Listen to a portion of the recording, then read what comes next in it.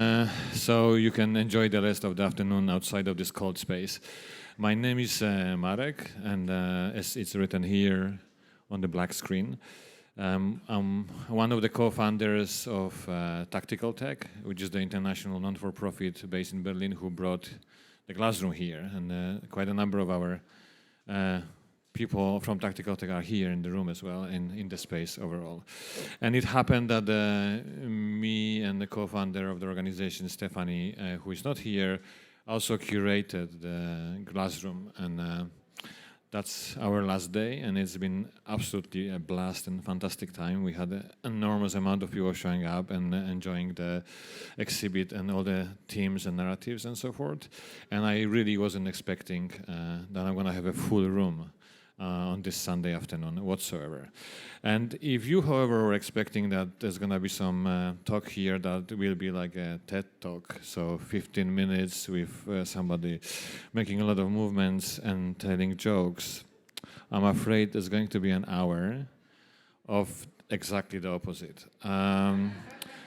And somebody told me that actually the impact of internet and technology is such that we have less and less attention and so forth, but I think that's total nonsense. I am surrounded by kids, and what they often do, they watch 3 hours of videos, somebody unpacking something, or somebody playing an extremely boring game for 4 hours in 5 chapters.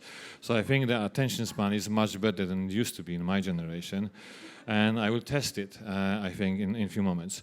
So what's going to happen here, this talk is in a way making a triangulation. You may have noticed that in the Glassroom, the way the choreography of the space is being built and the different teams and how we collaborate with artists and designers and researchers is to build kind of a set of triangulations. So you may find yourself somewhere downstairs doing something, and you may have certain idea about what you're doing, but you may change that idea when you go somewhere else and see the context in which you were doing that thing. That may have happened, may not have happened, but that's what happens with exhibition. Sometimes things don't work. So what I'm going to do, I'm going to talk a little bit about something that we started way before the Glassroom. The Glassroom is the project that we were able to put together thanks to Firefox and Mozilla and the fantastic team there. And you see the result of that work. But the way we curated, I would say, the space, the objects, the themes and narratives has a much longer history. And I would like to kind of refer to this history and talk a little bit about what inspires us, who inspired us into certain way of thinking. So, of course, as you can see, I'm struggling with and avoiding to talk about the subject matter of this talk, which is the investigation. Because when you talk about investigation, you often think about investigation that is either journalistic, so you know, investigative journalism is a thing, or investigation is something that is usually done by two guys in a room investigating some crime, as we learn from many thousands of films that we watch. And they go through this kind of interesting process when they're trying to put together randomness of chaos of things, often making big maps on the wall and then trying to figure out who is who in them and how it works, etc. This is not what I'm going to be talking about. It started some time ago, and I will show you 2 kinds of inspiration that I would like to talk about. The way we frame investigation is more in terms of, I would say, engagement. It is very hard to engage nowadays. The world is becoming more and more chaotic, and different forms of dissent, rebel, if you like, or activism for that matter, became more and more complicated and also appropriated, not only by political parties that we see, different kinds of figures, but also the commercial world. We used to run a program called Information Activism, where we believe that there's always some value to information, evidence, data, and so forth, that we need to understand the world we live in. We need to be able to figure out why certain things are happening this way or that way, or who owns narratives, when we don't have agency to own them ourselves. And I'm going to show you 2 short videos. So one is from very early stages of the project that we've been running at Tactical Tech before 2013 actually. That's before Snowden got to be known to everybody. And then I take it from there, I believe. So the first person is Hackidu.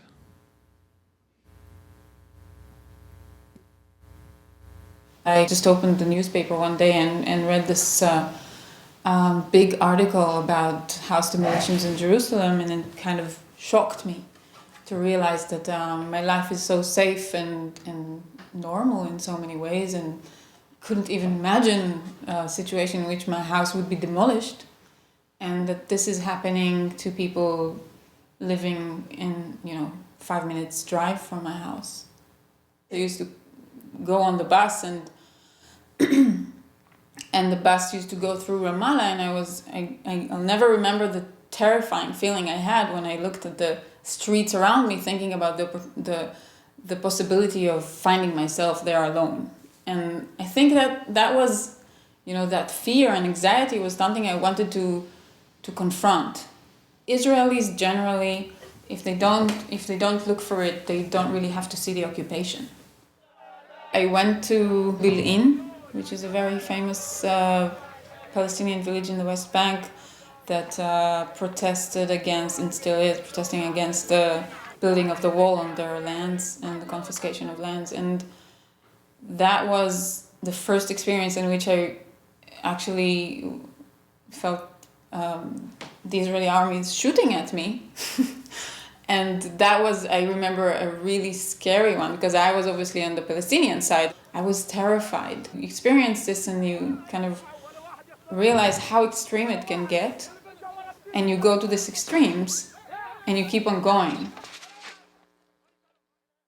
People I know and people I care of, I saw them got beaten, and that made me furious, and that violent situation made me violent.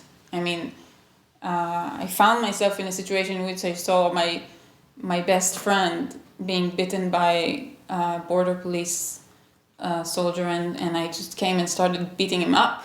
And I mean, I wasn't afraid at all, but it was something that afterwards I didn't want to be in this kind of situation. I didn't want to feel this violence inside of me. So I think that was another phase in which I stopped going to to demonstrations, and I started looking for new ways to do my own activism or engagement.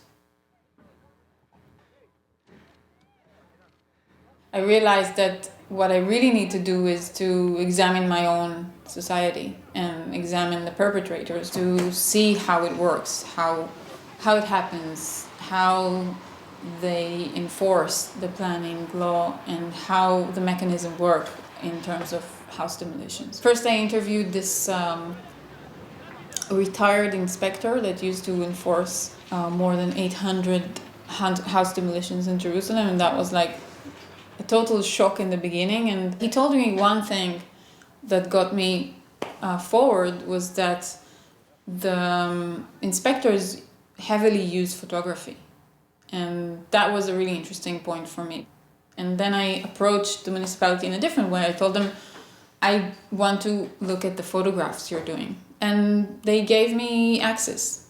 I was looking at the files, and then I started discovering the photographs inside of them, copied them one by one as fast as I can, because I didn't know when someone is going to say something and kick me out of there. And it became my personal archive, and I started examining the photographs and learning about their practices.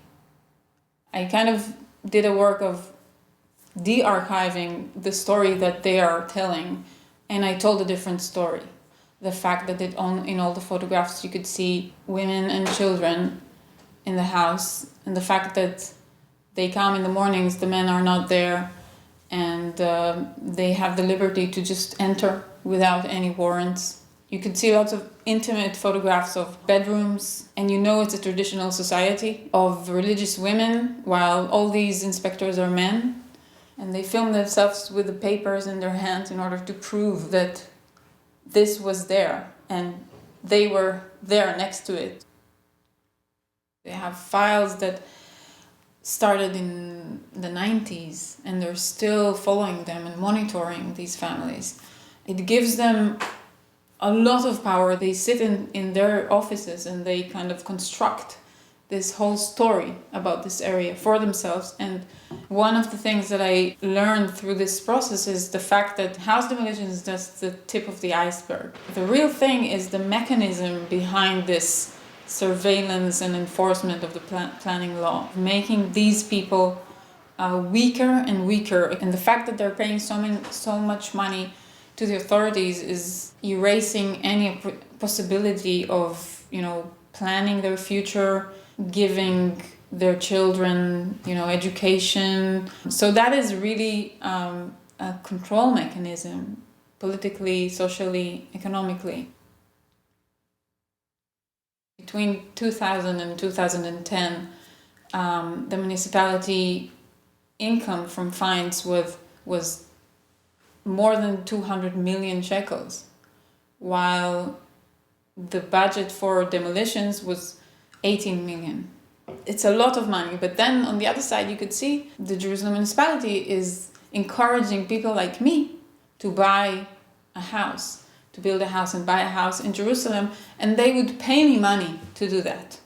100,000 shekels.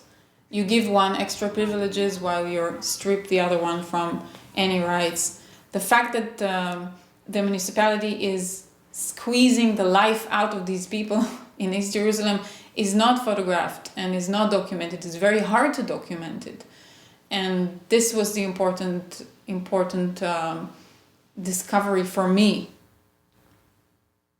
So we have this whole critical thinking about photography and the way we use photographs and how we can manipulate perception by using photographs, how we build our own identities using photographs, how we can assert all kinds of claims and bring evidence and bring counter-evidence using photographs and using even the same photographs and interpreting them differently. And we do that very well, but it seems like this critical thinking is ending at a certain elevation. It's the hovering state above us while we are here in the bottom is something that is very well established. And then I got to know public laboratory and learn about the methods they developed to do it yourself aerial photography. They used balloons and they used kites and they created these amazing visual, and it brought together photography and mapping in such a beautiful way. The first time I did it, it was obvious to me why it was both political and personally exciting. Succeeding to create these photographs from the sky and then sitting there and stitch them together in such a way that would create an objective image. So I wasn't thinking about whether it's legal or not legal. The first time where I thought about it is when I was about to put in risk other people.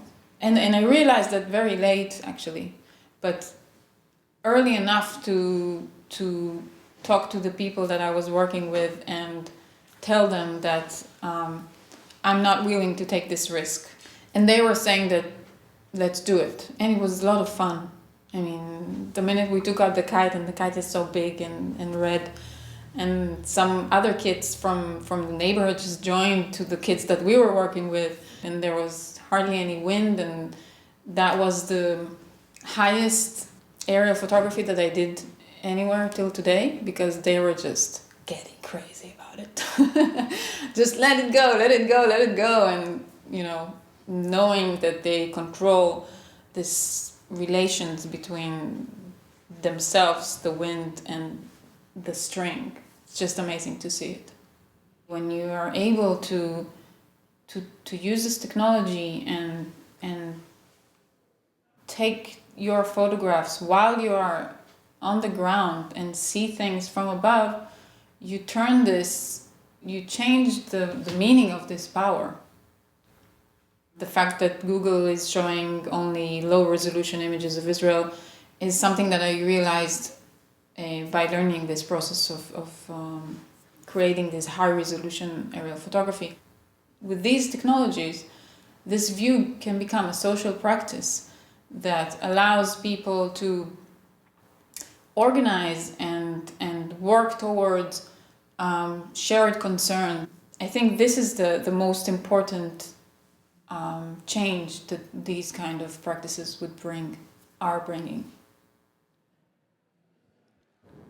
So you may be wondering why I'm showing you an activist, artisan researcher from East Jerusalem at the exhibition called Classroom, and you probably were not expecting to watch it for 10 minutes and so forth. This is a kind of a fragment of the series of documentary films, etc. I just wanted to raise some issues that Hackidu was talking about because I would not focus on the subject matter of the things she was concerned about and working against, but rather methodologies behind her work. This is not that different to look at data sets and access to these data sets, autonomy and agency of people in different situations. And when you're using your Facebook and Google, etc., you are in the same underprivileged situation as many of the subjects that Hackidu was talking about, including herself.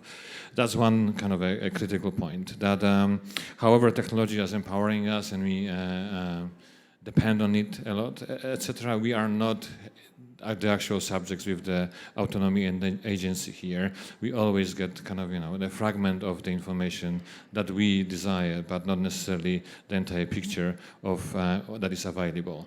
And only those that are aggregating, accumulating that information have all these powers, if you like. And it's not only Big Five, it's beyond technology nowadays. It's not necessary to talk about that anymore. It's in fashion, it's in education, it is in, you name it, medicine, etc. and so forth. The other thing from Hackidu that is very important for me to kind of bring into this classroom context is that all these things that we talk about, those are not abstractions. When you talk about tech companies, they are not run by robots. When you talk about algorithms, they're not written by a machine. All of these things are written by humans, for humans, designed by humans. Every single line of code is written by a coder. Every business decision is made by a person who is signed, the check, the contract, and so forth, etc. And these people are among us. They are here, they're in this room, they're outside, and so forth. So for us, in a way, Classroom, like Hackidu approach to the municipality, is to look for people inside these institutions, inside these organizations, and find the language, find the platform to talk to them. And many of them, like in the case of her story, are fairly oblivious to the larger scale of impact of their work. They actually also at the same time are very proud of what they do, like taking photography. They would not consider that to be any form of evidence and so forth. And the same applies to tech workers, the same applies to people who manage these organizations, institutions, and so forth. You just have to find the language for having a conversation. And that's what we try to do with the Classroom. So that's kind of a context where different forms of investigation where we have to break the ice, break the wall between us and what we think is unpenetrable to try to find ways of communication. The other example I want to give you is much shorter. That was the longest bit I wanted to present to you, so no worries. It's a different story. It's more not only about methodology behind investigation, but also about the visual language that is important in telling stories. So when you investigate something, then you should be able to tell the story in some formats. And I'm going to bring James Bridle, who we have one work here. This is the video with flamingos on the other side of this room. You may have read his book called The New Dark Age. You may have read the article that he figured out that the algorithm actually are serving a lot of kids on YouTube pretty mean Peppa Pig. And so forth. You may have heard of things. So this is the kind of a much earlier than that.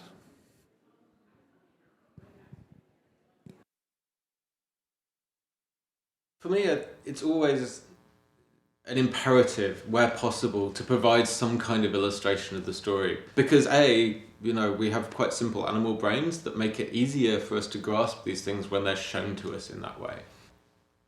That simply there's a need to kind of imagine it in a particular way, and we can imagine it more clearly and therefore think more clearly about it if there's something that we can visualize about it. That seems kind of simple and necessary.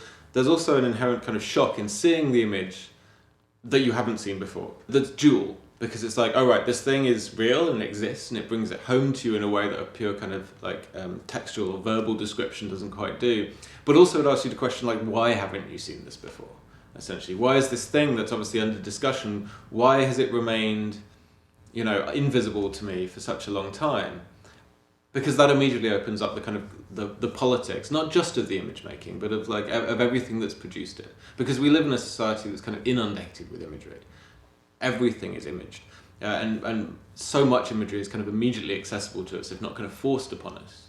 So spotting where imagery has been removed, where there's kind of gaps in that image making, is a way of finding out kind of what is being hidden, or what's being avoided, or what is not being said. Because we live in a state where if something is not being visualized, there's usually a reason for that, because everything is visualized almost by default now. I think for me that a lot of the images of the actual effects of these things are kind of known to us. We see images of terrible things happening all of the time, and a lot of those images have lost their power, and they, not necessarily because people don't have empathy towards them in some way, but because they're stressful and traumatic, and it's difficult for people to respond emotionally continuously to things like that.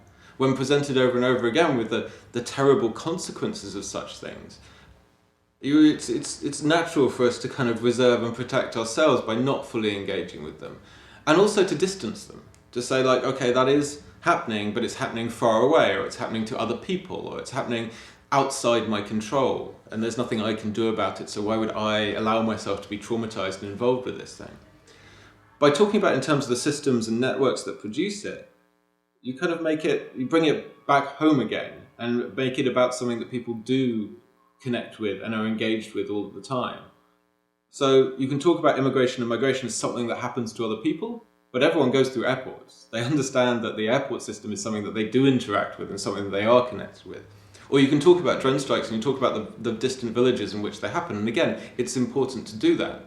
But it's also important to point out the other areas in which we're complicit. So to use Instagram, in the case of my Dronestagram project, a network that everyone does use every day, to point out the connections of that system to what's occurring as well, to allow people another space to think about it. So James was referring to his work that is actually quite brutal because he focused at the time on the drone strikes and operations in Pakistan and the places. But also as a kind of a way of thinking, for me it's very important to bring it, because what we deal with in the classroom and overall in work of tactical tech is that the subject matter, that is technology, data, quantification, you name it, is not very attractive. It is a fairly boring and cumbersome technical subject that when you start talking about these things, people immediately look at their phone and look for another meeting and try to find excuses to move on and so forth. So how to create what's happening here in the classroom and kind of active narrative where you leave a lot of space for the visitor to build their own story based on kind of some prerequisites that are there.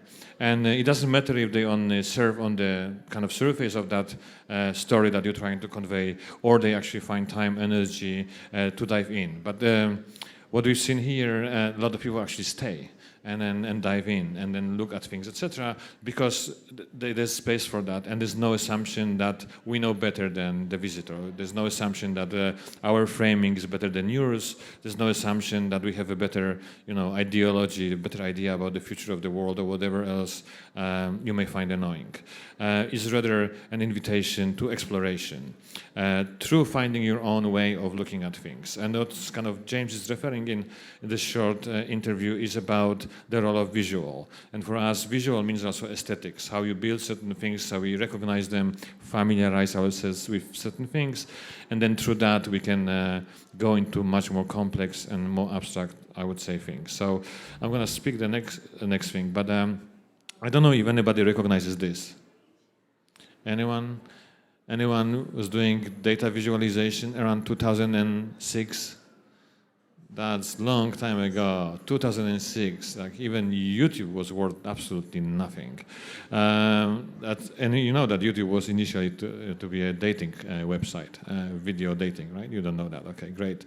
One is now one of the largest Google services, the third one when it comes to number of users. This is called $1 million blogs. And it's just a fragment of the visualization from the Columbia University. Laura Krugan and Eric Cadora did it. And it kind of tells the story of the imagination more than visualization, how you look at certain problems. And I find it very inspiring, and I'm going to tell it to you in a few words. What they were looking at the problem of imprisonment in the US. I don't know if you know, but you have basically 1.2 million people in prisons here, and 800,000 more or less are on probation, which surprisingly to me, I find out that this is actually the same number of active army members here and people in reserve. I don't think there's any reason for this correlation. It's just kind of strange. Nevertheless, so they were looking at who is in prisons, where are they coming from, how much money does it cost, etc. The kind of a standard way of looking at the statistics around imprisoning people. You know, they're mostly private in the US, so a lot of money goes there, taxpayer money and so forth. So let's look at it. But they found a twist in the story that was very important. That's why it is called $1 million block. A block here means a square of buildings between streets, which I didn't know before. So what they did, they basically look at where people are coming to certain prisons and how much money is being spent on keeping them in prisons for a given period of time. And I'm not going to put like other visualizations here, but what you can see is that this is one of the blocks probably that is Manhattan or somewhere else in the US. They did that in Chicago and other places, in New York.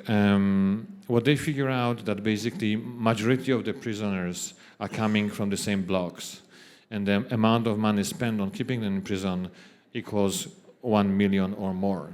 And the question to the visualization, kind of reversing, not looking who is in the prison and where they're coming from, when they kind of, you know, racial or whatever religious background or upbringing, are they from poor or rich families, etc. They only look at how much money it costs to keep these people in prison, and they map that not on the prison but on the blocks where they were from, and they showed that this is a lot of money spent on specific locations, but not on the locations themselves, on the services, education, etc., but rather on keeping private prisons in place, which is a very simple, small story that they were able to use visual language to tell. Now I'm going to bring a few things from the classroom and kind of in a way continuing my curator's tour today and link this thing with why we choose certain artists, how we work with them, why we're inspired by their work. And I'm not going to mention everybody because that's going to be, you know, too long, but I'm going to give a shout out to many of them. So Mimi is a Nigerian American artist, researcher, journalist, and you've seen this work probably downstairs. It's called Library of Missing Datasets. And it's a very simple work. You have a cabinet of folders, you open the folder and it's empty.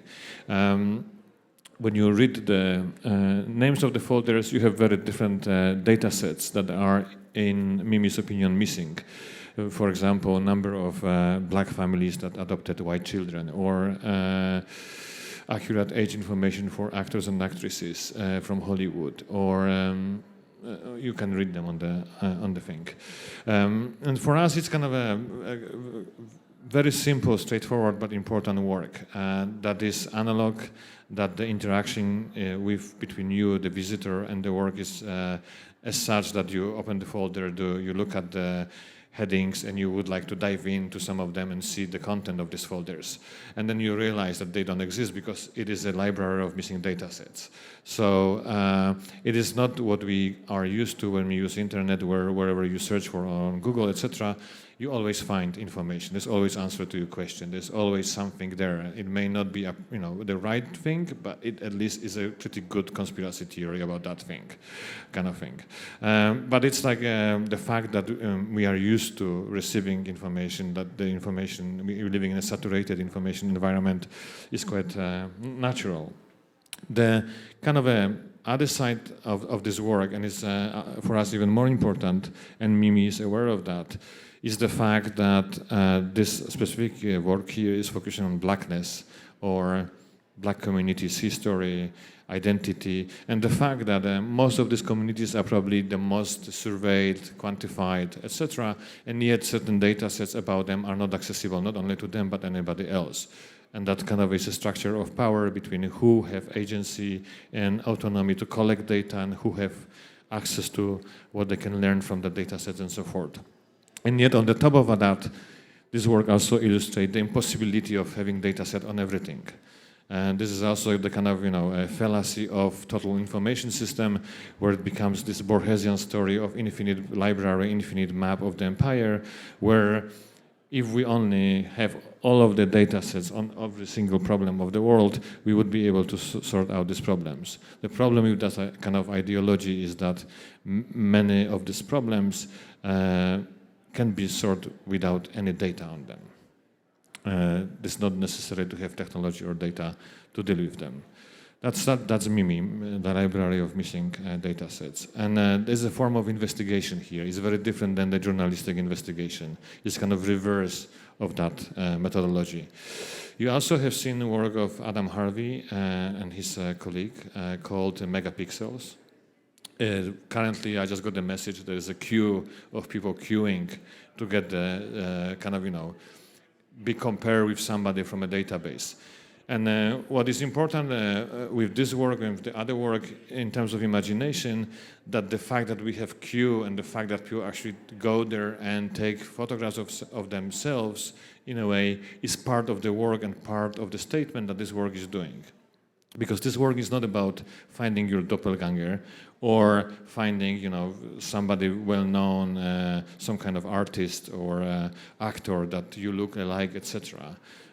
This actually data set is made out of number of 9 different data sets that are available openly, created by different companies like IBM, Facebook, Microsoft, and so forth, from publicly available or not necessarily available data sets of faces. A lot of them are made out of faces of people who never give any consent for their faces to be in these databases. One of them is the Flickr, 700,000, but others like MegaFace or the Celeb, the Microsoft Celeb database has millions of faces of people who have no idea they are in these databases. And that's not the even beginning of the story. The beginning of the story is that these data sets are there to train algorithm and machine learning in facial recognition. And the research that Adam did is about the fact that most of this research happens within the military surveillance institutions that are training quite abusive systems, specifically in the US and also in China, at unprecedented scale, without anybody who is used to be training material for this algorithm is totally unaware of being in these databases. And that raises a lot of different questions. You can look at the research and the project that Adam did separately on the website of the MegaPixel, that the URL is here. And also read articles from Financial Times or New York Times and so forth. I think the interesting part in here that Adam didn't stop. Adam did this work for the first time in 2017 for the Glassroom in London that we did, but then it expanded into much more thorough research, where he looked at academic citations and found thousands of academic papers referring and using these databases for different kinds of training and so forth. The other thing I want to show you is ShareLab. You've seen this work is also downstairs, this massive white on black infographic showing the anatomy of AI system. You can go and look at it. This is work done by Vladan Joler and Kate Crawford from AI Institute. I'm going to show you different work. People say also... Wait.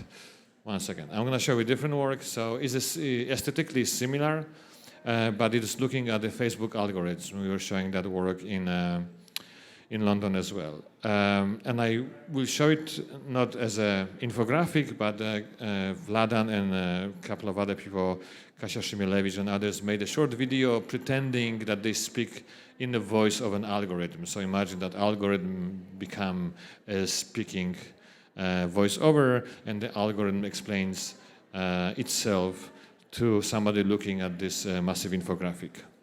People say all sorts of things about us. Many seem to think that we collect more data than we should, as if they were afraid that we spy on them or try to predict the unpredictable. Well, they certainly don't understand the complexity and importance of our work. Without us, they would be lost in their digital mess, left without guidance as to what is relevant and worthy of attention. We are the cartographers of the internet. But this is not an easy task, and you, Facebook users, disturb us more than you help. Your profiles are full of wishful thinking, self-creations, bigger and smaller lies. Many users try to manage their identities, hide certain parts about themselves from the network. We can even understand that, but we cannot afford not to know what is really important in your life. How do we get that knowledge? There are many ways, but it always starts with collecting all the digital debris you leave behind. Every IP address and Wi-Fi, every device you have connected to the network, every click you've made on Facebook and beyond. We follow you all around the web, even when you are not logged in to Facebook. Understanding who your friends and family are is an easy task. Our social graph keeps track of who you talk to, with whom you travel on holidays, and who you meet at work, whose posts make you interact and why. Is this about a work project or a life event? Data from your devices tells us which phones sleep together and which ones work in the same office. Discovering your hidden characteristics, political or sexual preferences, real purchasing power, important shifts in your life can be slightly more difficult, but still possible. We just need to find correlations, draw patterns, and make reasonable predictions. Imagine we want to know how much you are ready to spend on a particular product, a typical question that any advertiser will ask. Well, it is not just about your income or workplace, the most obvious factors. What also matters is your social network. What pressures come from your friends? Your family situation? How many people depend on your salary? Your life circumstances? Do you need to travel for an urgent personal matter? Or is someone you love celebrating a birthday? We also check your browsing history. Have you been checking the best bargains or latest offers? Do you think twice before buying or act quickly? All that matters. Or politics. You don't need to tell us on your wall what political opinions you have. We can work that out. All we need is a cluster of people around you who share similar behavioral patterns. If most of your friends join protests or certain political events or interact with certain types of political content, there is a good chance that you think the same way, even if you keep it for yourself. What about important or unusual events in your life? Of course, we track them too. It is actually easier than might seem. A new job, baby, or relationship are immediately reflected in your online habits, like your typical logging on times or location pattern. We can read that from your GPS data and IP addresses or Wi-Fi networks that you have used. But most often, we don't have to go that deep. Just by looking at the websites you visit and articles you click on, we can say what exactly is going on. We are proud that neuronal networks at Facebook detect and understand keywords in all posts, messages, and comments. Are you talking about baby food, the weather, health, or politics? Our artificial intelligence understands that. Sometimes the results of our investigations can be quite sensitive.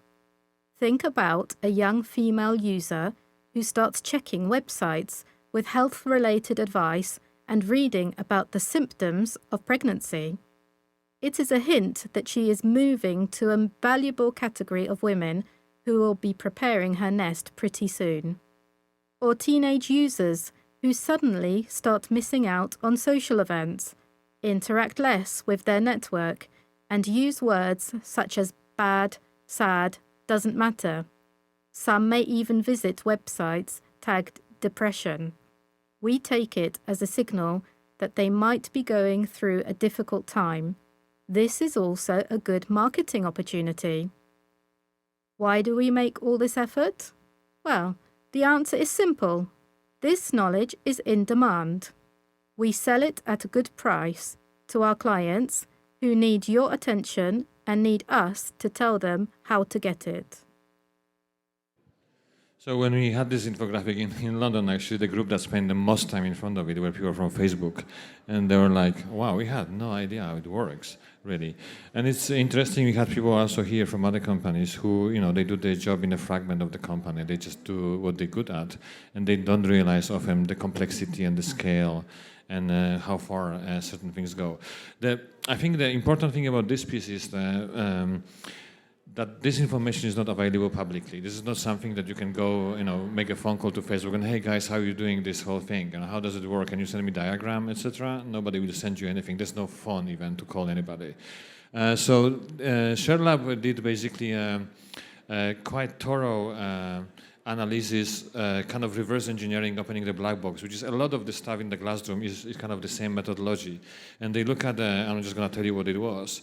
So first of all, Facebook data policy analysis, mapping all the input fields in the Facebook platform, cookies, pixel technology, analysis of the third-party websites, policy analysis of their own companies, research on Facebook vendors, service providers, and other partners, and also the kind of audit done by Facebook Island in 2011. They also look at storage and data analysis, patent database research, Facebook API, and Facebook ad creation process that you can do when you join, and so forth.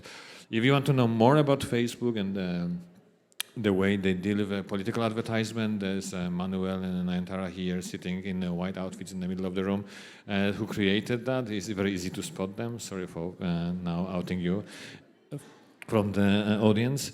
And this is also available downstairs. And the trick, I think, what I'm trying to say here is that this is quite dramatic imbalance in power, that we feel as users of the services extremely empowered. On the other hand, we have very little power. And it's very sad in a way that we look at this complex system that all it does, it serves you ads. And they actually do ads, as Mark says. And that's very unfortunate, or maybe actually fortunate. Would I like him or his business acquaintances to do something else with this data? I mean, would you? The other thing I wanted to show you is kind of a different thing, Mediengroup Bitnik from Switzerland and from Croatia. You've seen this room. If you haven't seen it, that means you haven't seen this exhibition yet. And there are a few corners here that is worth exploring. And that's a bot. All kind of imaginary bot, because bots don't have faces, they don't exist on screens. They are kind of invisible voices that either write text to you or send you emails or do other things that you think are sent or produced by humans behind them, etc. They took all the data that was kind of hacked and leaked from Ashley Madison, which you may have heard of, in 2015, including all the code, including all the emails written by all the people working in the company and so forth. And through analysis, they realized that basically on this website, there were hardly any women, like real women. So to kind of deal with this problem, they created a lot of bots to pretend to be women with real kind of geolocations, etc. If you appear with your mobile device somewhere like in San Francisco, their names would pop up on the map around you, pretending that they live on this specific locations, etc., and you would interact with them and so forth. Mediengroup Bitnik does a lot of different kinds of investigations into network, system, and kind of platforms and so forth. And I would recommend you to just go and see what else they do. I just wanted to give some shout out to many of the artists that we work here, and this is the picture for you to take a picture of that picture. and look at their work. So I'm gonna just talk nonsense for another 25 seconds so you can take that picture, and hopefully it's gonna be online, because I'm not gonna read them aloud. The classroom would not be possible without any and all of them in different ways. And the reason for that is not a lot of artists, researchers, and investigators that would take a risk to present their work in such a context as a classroom. And secondly, they also prefer to do things that are non-speculative, where they are based on actual technology, actual code, actual services and other things and so forth. Some other stuff. We also do investigations. So when you walk into the space, you see kind of interestingly looking objects. And we make these objects because we try to illustrate things that are kind of hard to, first of all, find, but also to illustrate.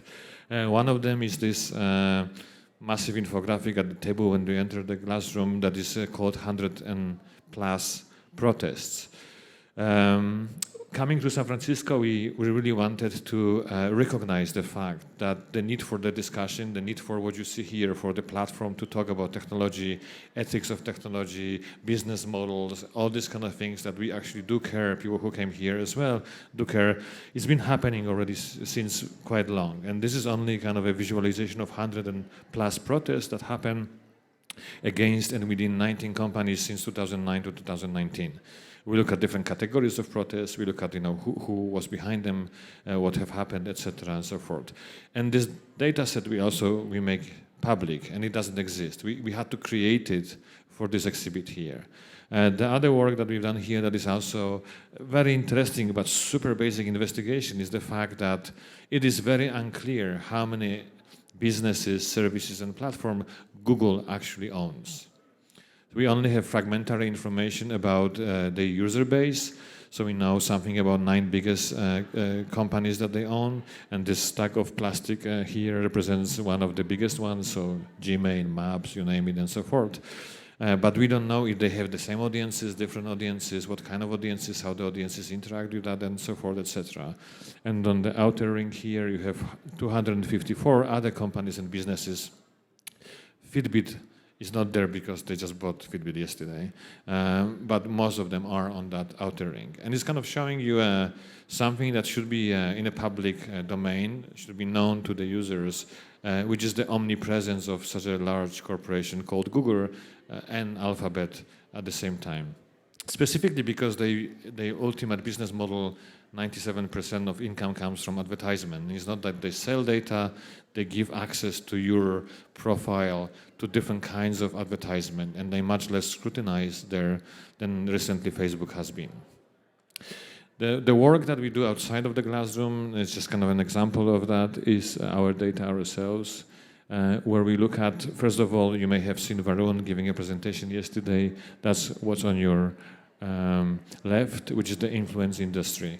You can see a lot of works downstairs looking at the fact that we are saturated with companies that are accessing people's profile and then collaborating with different political parties and entities to influence our decisions, voting, and things like that. On the other hand, we also do a lot of work around the importance of understanding data that you're surrounded with when you do different forms of engagement and activism.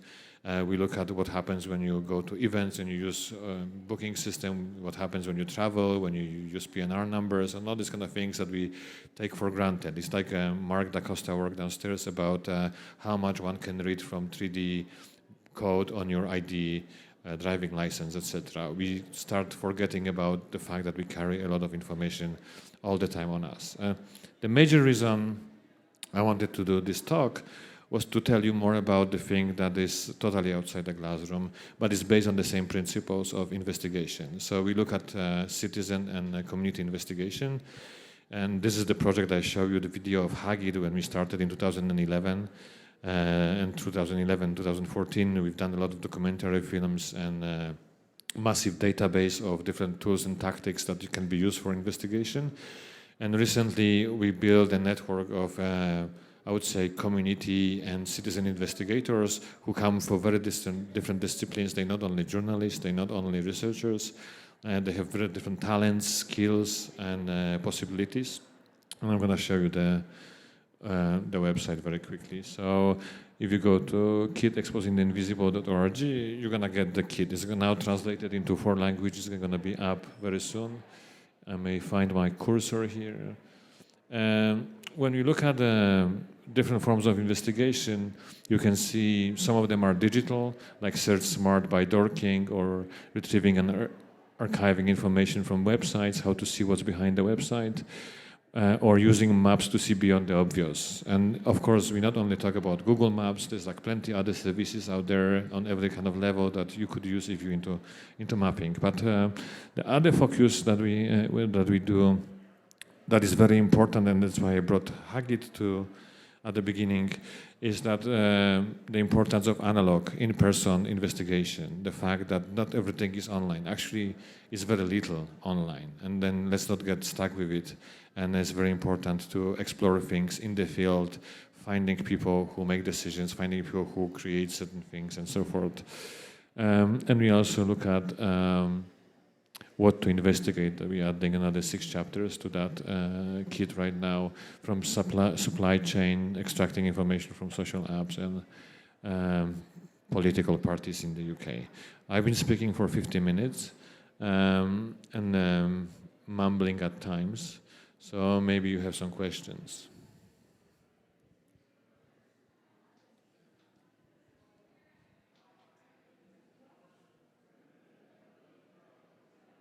What have some of the tech companies' responses to this exhibit have been? Are they aware that it's here? Yeah, that's a very good question. So yes, we wanted them to be aware, not only companies, but everybody else. So plenty of people who come here are working for these companies, but we have quite a number of tours coming from them, from Google, Salesforce, from Amazon and other companies, etc. And there are different teams that are coming. Sometimes they're coming, the privacy teams or ethics teams or engineers and so forth, etc. And the reaction is not different than any other visitor here. I think a lot of the work that we're showing here, including quite provocative posters at the other side of the room, etc., they're not confrontational per se. They kind of may be drastic, but they open it for a discussion with people. Again, it's the same way of thinking. These companies are made of people, basically, and they have the same problems. They may be better off, they have enormous salaries, but many of them are highly educated, sensible people, and so forth. So we want them to come and talk about things that they're developing, working on, and so far the reception was surprisingly extremely good. I mean, the other question you could ask, so what? And, Zuckerberg goes to Congress, and so what? These things, especially change, etc., takes time. Sometimes to understand the impact of something like tobacco on our health takes 50 years. And still, you can go around the corner and buy tobacco with no problem, etc. And the same, you can talk about women's rights for voting. That took 70 years to finally globally be not an issue. But still, let's talk about women's autonomy in a political sense, the diversity and other things and so forth. So I'm not hoping on anybody at Tactical Tech that this exhibition or a poster is going to change the world and Google's going to call us tomorrow and say, hey guys, we're going to change our business model. The question is there another business model? And if it isn't, then what we can do about it?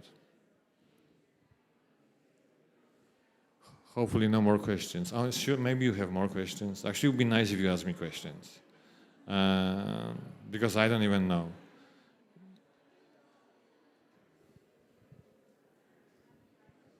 I think what's more frightening to me is the power that AI has or could have to start manipulating videos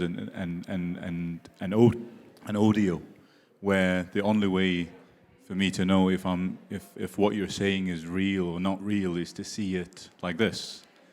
And I wonder if you're doing investigation in that that area and the dangers and the potential that can have on our society.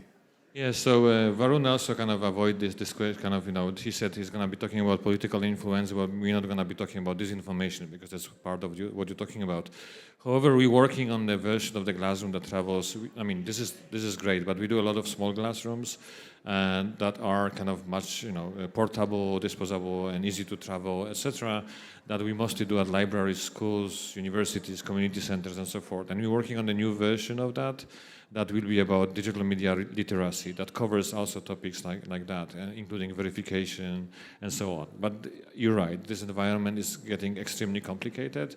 And with everything else we see here, our common sense and a way of seeing things as humans and individuals is not good enough anymore to distinguish one thing from another.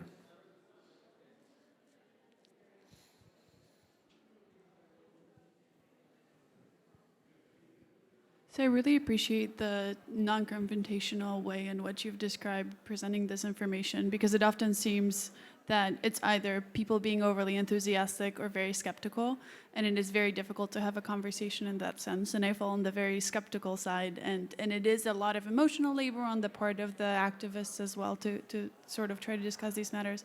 I wonder, within the context of sort of opening up the discussion and presenting this information, are you optimistic about its impact? Are you optimistic that we are going to get away from this world with very low privacy? This is a question about prediction, and I don't do prediction, right? So, and also, that I'm Polish because we've spoken, and Polish people are not optimistic unless you know some. I don't know any. No, but I think the idea here was really to avoid the dystopian and utopian framing of this content. And the idea was to create a space, and there's no neutral space. There's no neutral space whatsoever. Technology is not neutral either. It's all about the context, and we are here very privileged that we can actually enter this space, learn from it, and go on with our lives. There are many other people who have zero of this kind of privilege, and I think it's important for us to kind of crowdsource and share this privilege with anybody else we can do, and that's what we try to do outside of that. And the other question within your question probably is about, what is the impact of this kind of intervention at large? Why would you do that? It costs a lot of money and all these kind of things. But there's a question that is extremely valid, because the money can always be spent better. You can do much better things.